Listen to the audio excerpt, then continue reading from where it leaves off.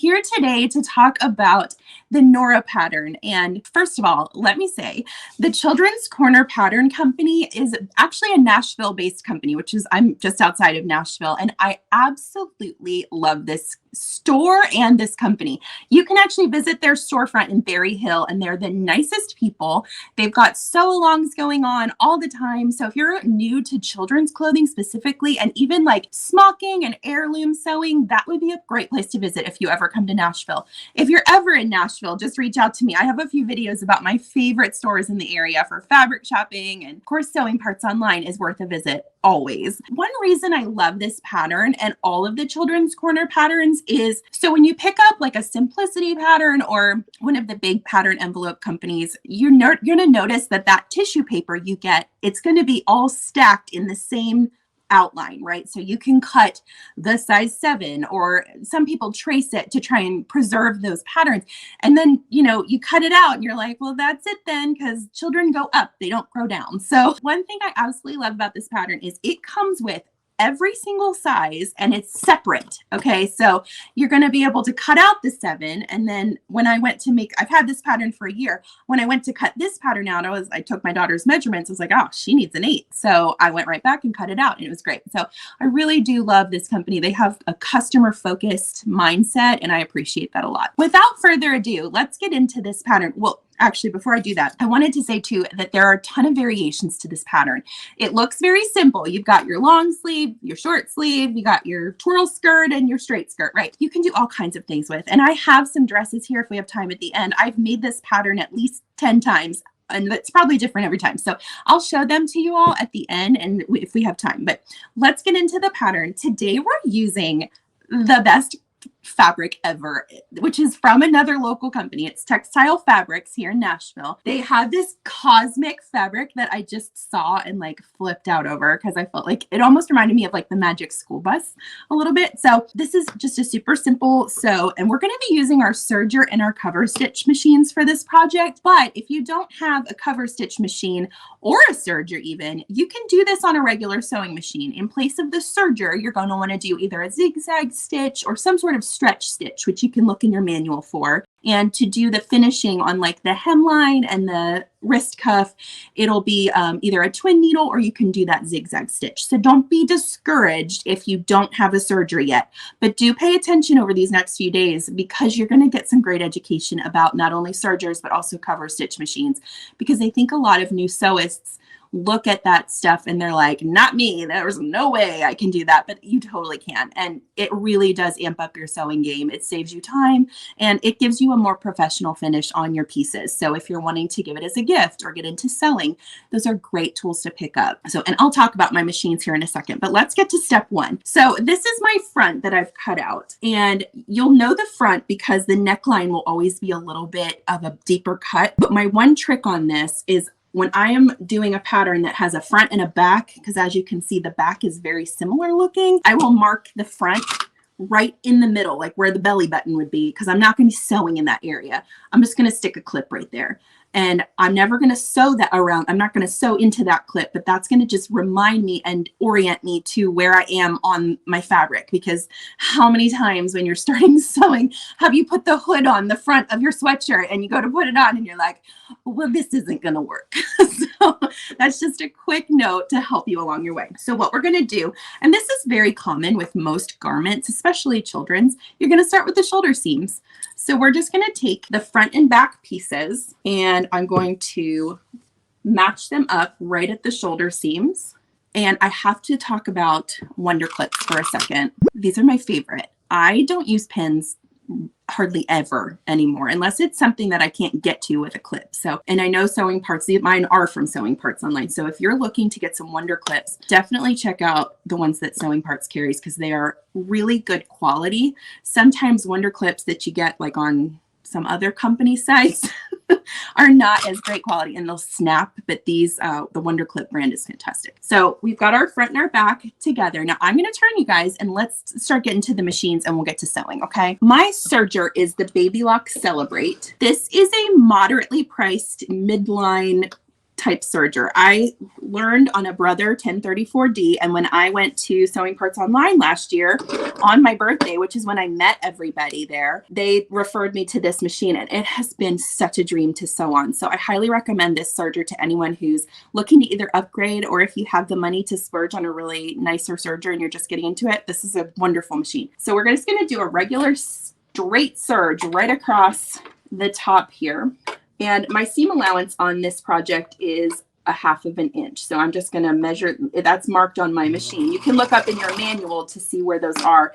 And hey, listen, if it's your sewing machine and you want to draw on it to mark 1/2 inch or whatever, put a piece of tape that has it on there, you, right? It's yours. You can write on it if you want to. And I'm going to snip my tails here, and then we're just going to sew the other shoulder seam. I do want to say one thing about that baby lock. I found out the other day, I did a basic serger training. I didn't know that you can't knock baby lock sergers out of time. So I didn't know that either. Yeah, they designed them, and it's specific to baby lock, the way that they designed them. So the way that they built them, if you break a needle or something, you go through something that's too hard, it won't knock out of time ever, which people don't realize that if you knock your machine out of time, you're going to have to bring it in for a service if you don't know how to retime it. That's $100 at least. You know what's so funny, Brian, is I had this great idea a while back to serge over a bunch of sequins. And when I brought that machine to Dennis in your repair department, he looked at me and was like, "You serious right now?" Sorry, Dennis. Hey, it's how we learn, you know? We got that sucker back up and running, I'll tell you that. All right, friends, let's do the next step. So we've got our center here. I'm trying to orient to where I am in the camera. I'm sorry. So you've got your neck hole, right? This is a raw edge. And by raw edge, I mean it's unfinished. And the purpose of garment sewing is we want no raw edges anywhere if possible. One thing that you can do, and this might be a good time to actually show this one variation of this pattern that I've made. We're going to be putting in a facing, and what a facing is this little tiny circle that mimics the shape of the neckline, and it's going to be sewn on the pretty sides of the fabric, so when you flip it in, it finishes that edge for you. However, some people have sensory issues about like half pieces of fabric touching their skin, right? Especially kids. Like my kids are luckily pretty chill about stuff like that, but I have friends who I make things for, and I know that that's not going to work. So one thing you can do with this pattern is I made a fully reversible version where instead of doing a facing, you're just going to cut the same pattern pieces out twice. And then instead of having that facing in the middle, it's just going to have a whole nother dress, right? So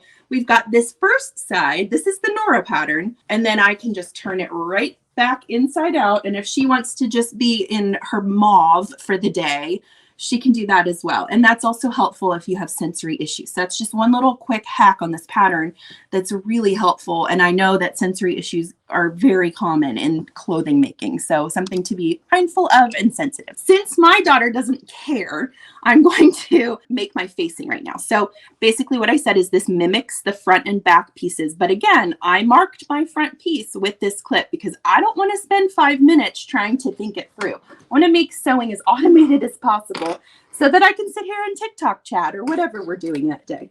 So we're just going to do a regular serge again. And now listen, serging is not it's not a sprint, okay? Serging is a marathon.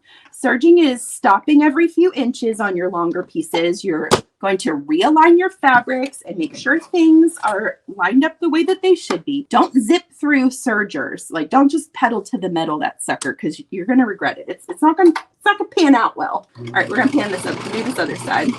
I do have to shout out, Brian is going to laugh when I say this, but y'all get you a pair of these. This is my favorite scissor ever. I talk about it all the time. I have my own pair at Sewing, at least I used to have my own pair at Sewing Parts Online in their studio. It's the 3.5-inch stork embroidery scissors. They are, let's be honest, a little fancy. And I think they just sass up your sewing room. And these are my favorite scissors for just having on hand all the time, because it's not very fun to just grab these enormous scissors to cut tiny threads. The other great feature about the Celebrate is that it has the thread cutter right here. And now I'm getting used to using this because my brother did not have this. So I'm getting better about using this, but I do find my muscle memory just reaches for those stork embroidery scissors, probably because I'm like, oh, mid-project, got to be fancy. So we've got our facing still clipped, so I know exactly where the front piece is, right? That's a good thing. And I'm going to take my dress, also still clipped, so I know where my front side is, and I'm going to line up my shoulder seams. I'm just taking those two serged lines, and I'm going to match them up with my Wonder Clip. And we're going to do that around. You don't have to do any sort of like special stretch distribution on this. These are cut to be the exact same size. So that's very quick and helpful tips. Just clip them as you go.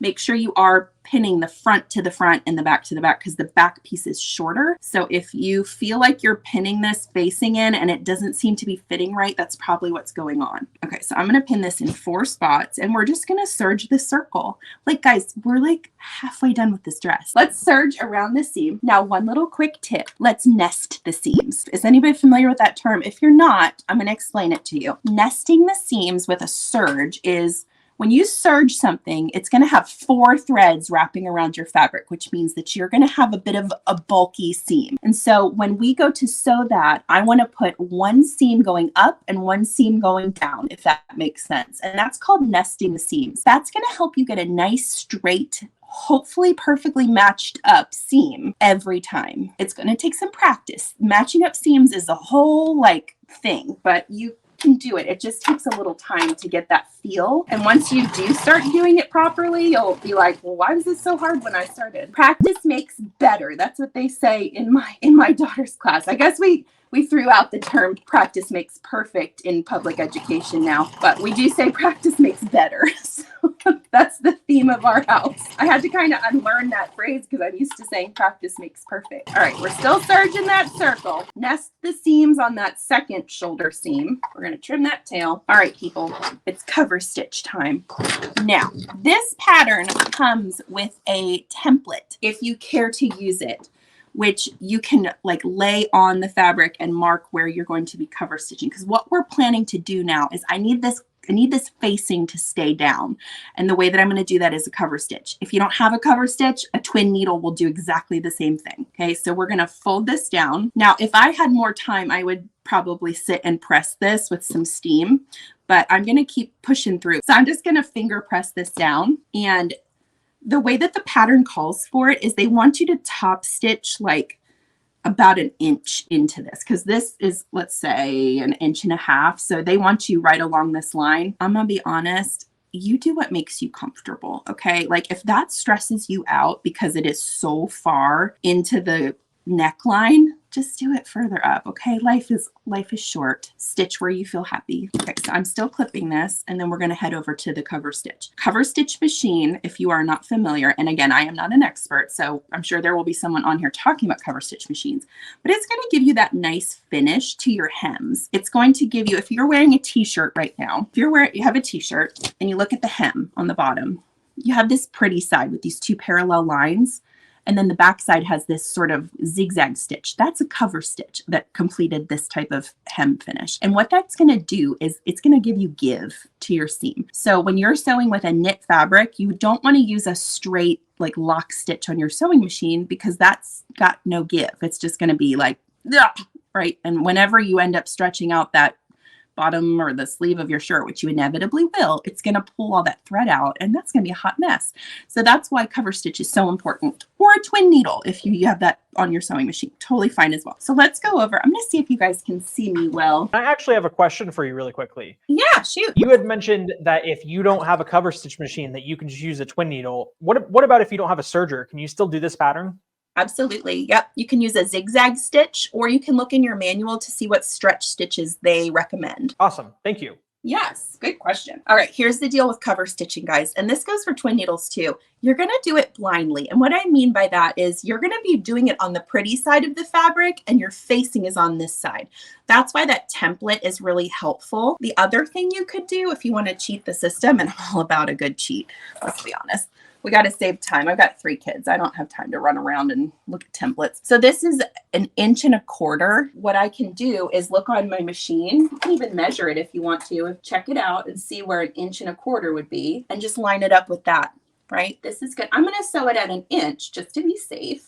and that's on this line. Well, let's do it and see what happens. Sewing is an adventure, isn't it? I think Julia Child said it best. She said, with sewing, you have to have a what the heck attitude. And I feel like that's kind of the same with with cooking. You have to have a what the heck attitude. And I feel the same way about sewing sometimes. You just have to give stuff a try. But just make sure you don't do it on your super fancy fabric, because then you might end in tears. We don't want that. There's no crying in the sewing room. Okay, let's be honest. There's some crying in the sewing room. All right, we're going to cover stitch this. Now, a cover stitch is very similar in the way it runs and the way it sounds, and with its being a little bit more aggressive sounding and moving than a sewing machine. Same sort of threading situation, but the concept is completely different. So this is like what I showed you on the t-shirt. We're going to be two parallel lines on the top, and it's going to give me a nice knit together look on the bottom. So this might be a little louder, so I might be hard to hear for a moment. The key with a cover stitch is to take your time. And I said that about the serger too, y'all. Like, I think it's so funny when I'm teaching somebody how to sew. They are so eager and like pedal to the metal until they realize how scary that ends up being. And then they back off big time. But like 9 times out of 10, when they first hit that pedal, they're like, vroom. Which is kind of funny because that's how I learned to drive. I was like, let's go. And my dad was like, I need Dramamine. So, you know, it's all relative, I guess. Now keep adjusting your fabric and make sure that, and you can feel this with your fingers. Since you're doing it blindly, I can feel where the edge of that fabric is. So that's helpful. The template is great, but like they tell you to use like a fabric marker to mark it, or like, you know, one of the washable ones. Now I have this cover stitch set with 2 needles. You can set it with 3, and I think you can also narrow it down to even just 1 needle if you want to. I've been like reading my manuals a lot lately, and I posted a video on this the other day. I had no idea you could do smocking on your sewing machine. I live in the South, so smocking is like a religion here, and I've never actually made a smocked garment. And okay, I'm just gonna get on a little caveat, and if anybody lives in my town, I apologize in advance. Our county fair is very, the sewing competition is very steep, and every year somebody wins with a smocked or an heirloom piece. And my husband is like, and I get discouraged because I never get best of show. I always get like first and seconds and thirds, and like I've been doing this for 7 years now, and I love winning those things, but I want best of show. And he's like, you know, you're not going to win best of show unless you make an heirloom piece. I'm like, but I don't like them. I don't want to be somebody I'm not. And he's like, well, then that's the end of this conversation. I'm like, fine. So I don't know. I'm trying to figure out if I can maybe figure out how to make like an heirloom top that's like an adult, like where it's, you know, kind of billowy and 70s looking with like pretty like twill or batiste fabric where it's real light and airy with some embroidery. And okay, we're getting to the circle here. I'll line up my stitches, overlap a little bit. And here's the trick to finishing your cover stitches when you're stitching in the round. It's got a little bit of a trick to it. So the way that this machine is built is you're going to lift your presser foot and your needles and pull up on this front of your presser foot here, and you're going to pull that fabric forward, or no, not the fabric. Sorry, where is my head? I'm going to like lift the presser foot. I'm going to reach back with my special fancy scissors, and I'm going to pull those 2 threads forward, not the fabric, the threads. Snip them. And then we're going to pull backwards. And what that's doing is it's locking my stitches into a little knot. So there is our, let me find the front. Oh, because I have my clip. There's our cover stitch. I don't know if you can see that. Here's our little cover stitched neckband, whatever we want to call it. Okay, so we're going to trim those extra threads. I have not had enough coffee today. So we snipped those little things. We got that looking real good. Now, the next step is sleeve construction. Don't be afraid of sleeves. Let me start it with that. I cut my sleeves. I was originally going to do short sleeves on this, but we're getting to like sort of cooler weather. So I switched it to long sleeves. And to save time, I already skipped a step because I didn't want to have to switch between my serger and my sewing machine. So I did a basting stitch, and this is what the pattern calls for. It wants you to do a basting stitch across the top of your sleeve. Now, setting a sleeve feels daunting, right? But if you think about it, it's really just simple geometry. Let's call that. So look at the shape of your armhole. Now this is easier if I lay it down, but I'm, on camera, so that's hard. And I'll just lay it on myself. So we're going to lay the sleeve, lay it out exactly as it should look in the garment, right? Okay, so it should fit like this. Once you get that, just flip it down Ta-da. Okay, mark the top with a wonder clip and then attach that right at your shoulder seam. And now go to the end. We're going to work from the middle out on both sides. So go to the end and attach this little underarm seam with another wonder clip. And so as you can see, one side is floppy and one side is tight. And that's because we need to ease the sleeve in. And by that, I mean, we're going to pull these little basting stitches just a little bit. Okay, so this should not be a tight type of like gather. It shouldn't show a bunch of gathers on your sleeve.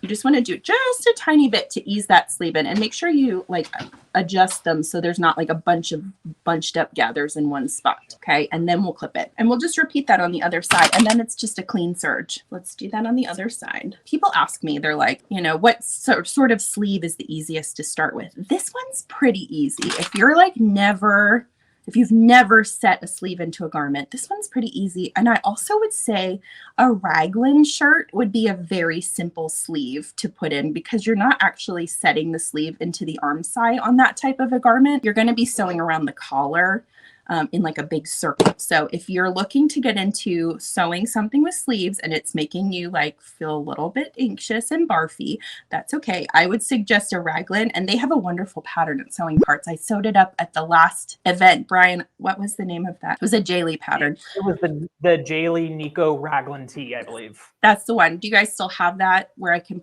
talk about? We do, yeah.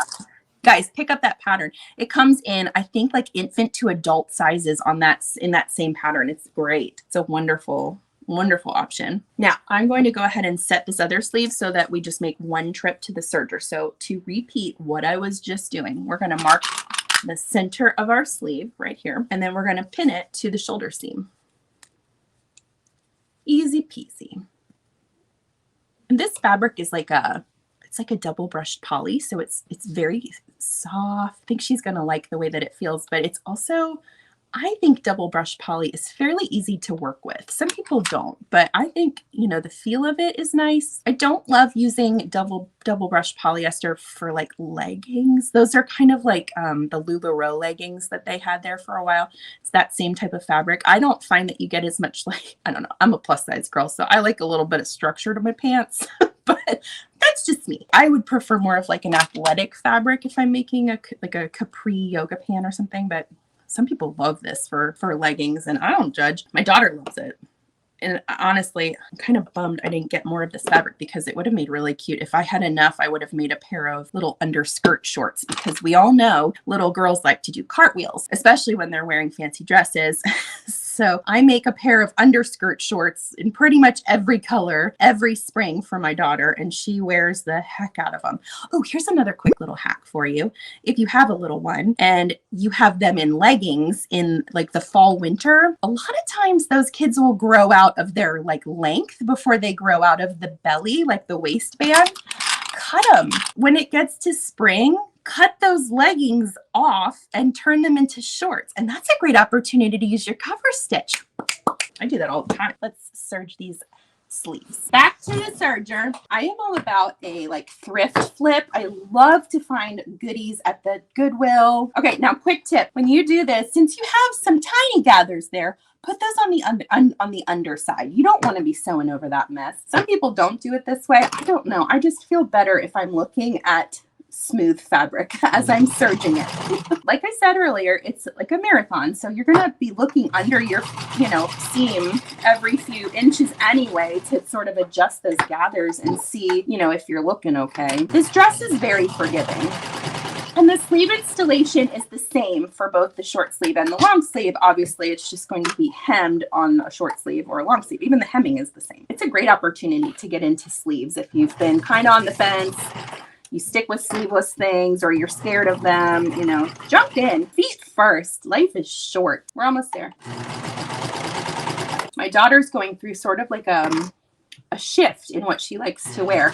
So when she was little, she's 7 now, but when she was little, I was all about buying the cute quilting cottons, at the fabric store and making just the most adorable dresses for her. Ruffles and pin tucks and anything but smocking and heirloom, apparently. And she told me the other day, she's like, Mommy, I don't want hard dresses. I want soft dresses. I was like, break my heart. But hey, that's our job. We got to grow with our children and support them and change with them and support the things that they like. So we're switching to soft fabrics, y'all. Oh, hi, Rebecca. How are you, honey? It's good to see you. Rebecca's one of my TikTok friends. Rebecca sews for her grandkids.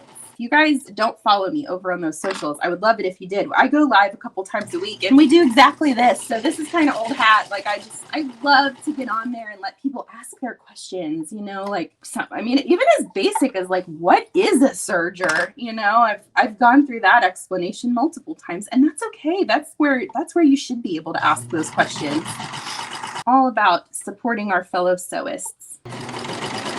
So you've been all about garment sewing, but recently you've started getting into quilting more. What made you decide to get more into quilting? I got so inspired by seeing like the Courtney Govros and the other great quilters, Mary Quilter, the Spoolist, Sybil, you know, they just inspire me so much. And it's been so funny because I've been sewing 25 years. I learned when I was 15 and I'll be 40 in a couple weeks. Oh, and I just have always been passionate about garments. And the reason for that, if I'm just being blunt, is when I was in high school, it was hard to find plus size clothes. And I've always been like a 14 or a 16. So I was like, well, screw it. I'm going to make some.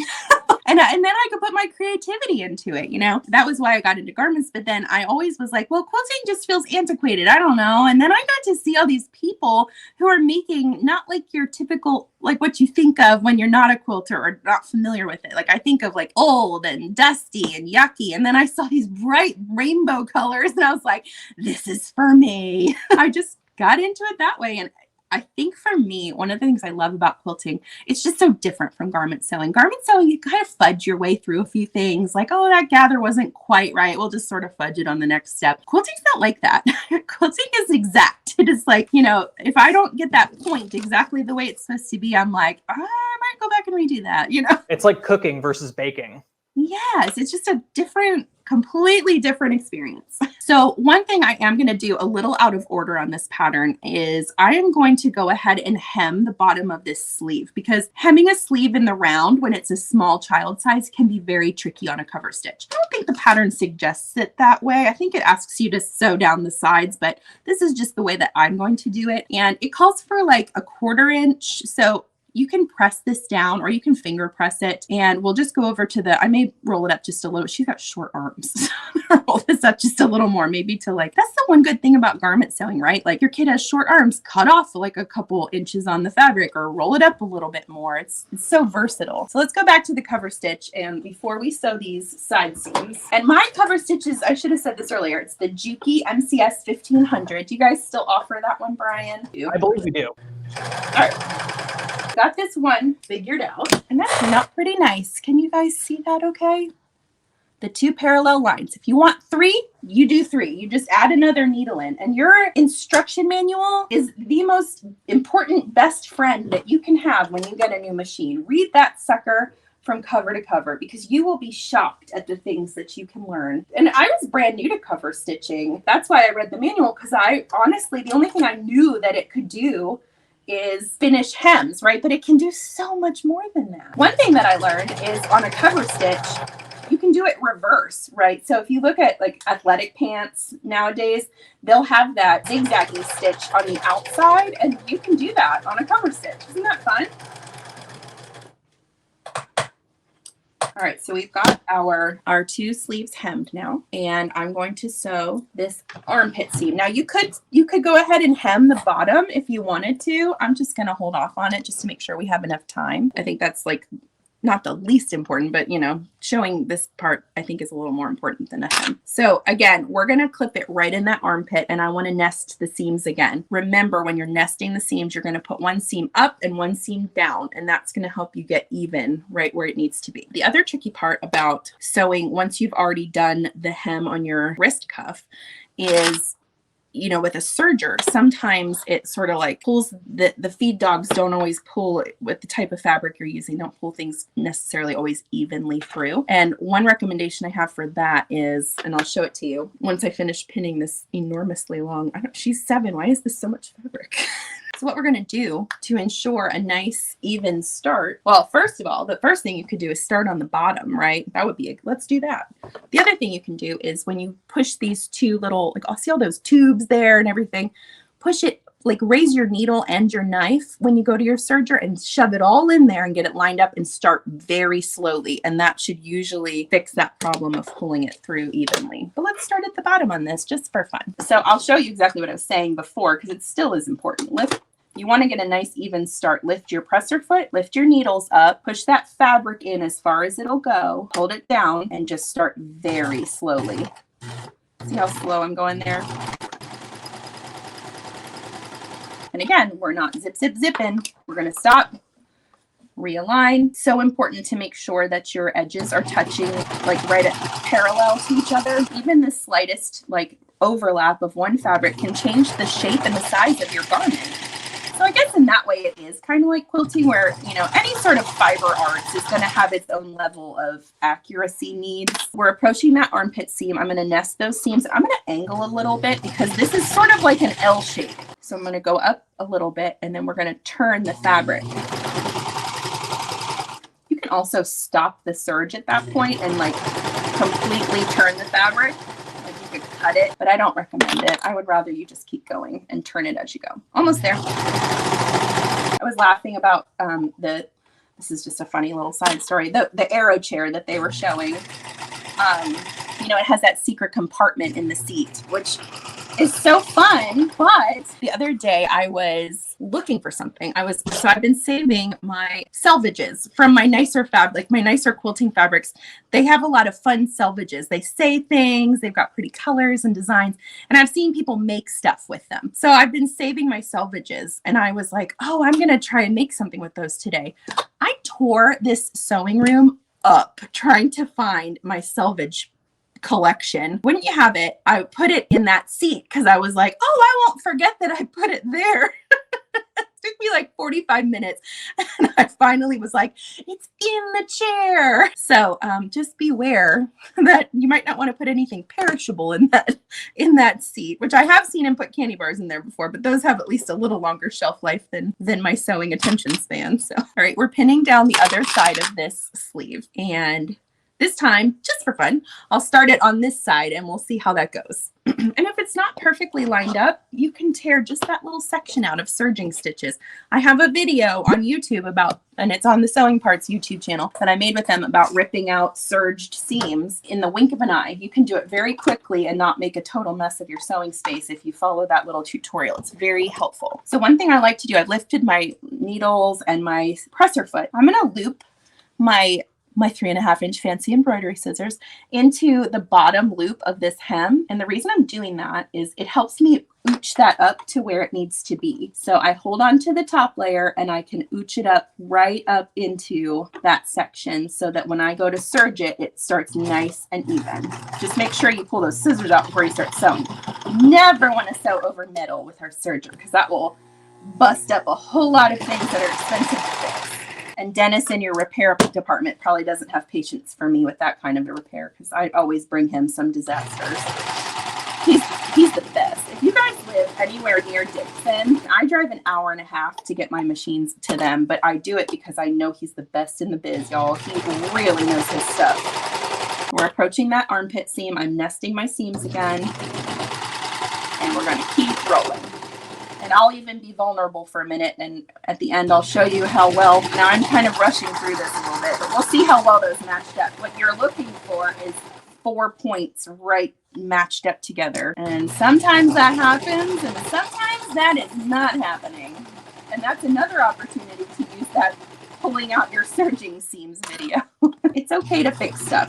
It's not the end of the world if it doesn't pan out perfectly the first time. It's okay. Sewing should be an enjoyable, relaxing hobby and not something that stresses you out. All right, well, first of all, let's flip this up and see how well I did. It might be bad.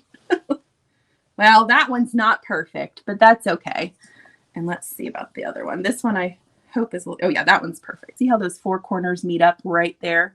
That's what you're looking for, and that's what nesting the seams will help you achieve. We've got our tail hanging off. This is one little quick trick I like to do. I keep a blunt-ended embroidery needle with a large eye in my magnetic like pin catching tray. And I do that because I want to sew my tails in. Now there's a million different ways that you can finish a serged seam. You could just cut it if you want, but I don't like little threads sticking out of the things that I make. I like them to look very like finished. So all I'm doing is threading that on the needle and I'm sewing it back through my serged threads.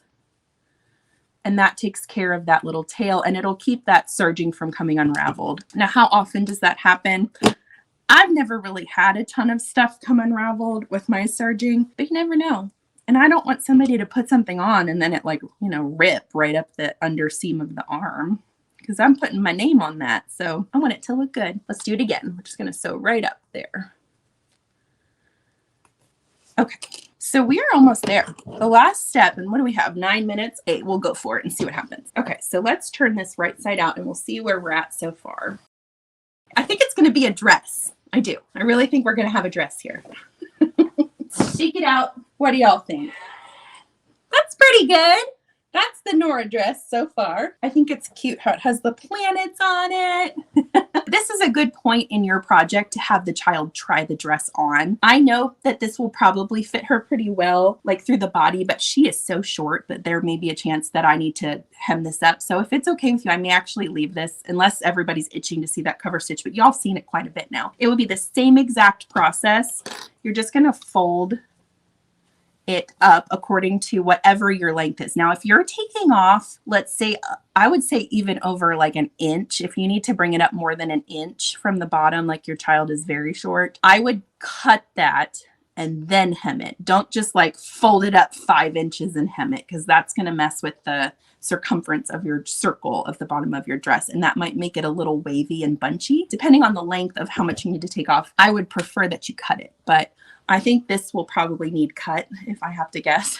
She is a peanut. She's in like the 30th percentile for height. But the one thing I am going to show you, I'll hold the dress up one more time, but I wanted to show you the other variations of this dress because it really is a versatile pattern. So here's the first option. This is your long sleeved straight skirt option.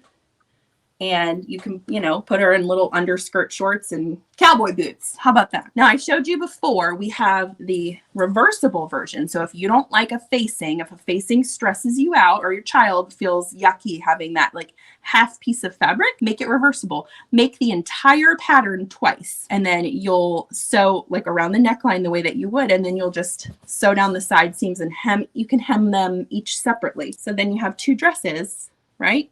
And I could have probably picked a more fun fabric for this, but I was just making it with some scraps. Okay, so here's another version. This was a really big summer dress for her. She wore this over her bathing suit a lot, and I think it was really cute. This is the A-line version with the short sleeves. And I think stripes are adorable on children. So this one was a fun dress for her to wear. And she still wears this one quite a bit. And then I just made a Halloween one. And I used my embroidery machine that I got with Sewing Parts Online. I have the Baby Lock Aurora. This is a great beginner embroidery machine. If you're just getting into embroidery, this is a smaller piece. It's not going to have the big, what's the word I'm looking for? The thing that snaps into. Yes, thank you. It's got like a 4-inch space for that. So you can do smaller pieces, but I made her, this is scraps, y'all. This is a remnant I found at Joann, and it's got the twirly skirt, but it's in this like shiny velvet, and I did this little spider right on the front.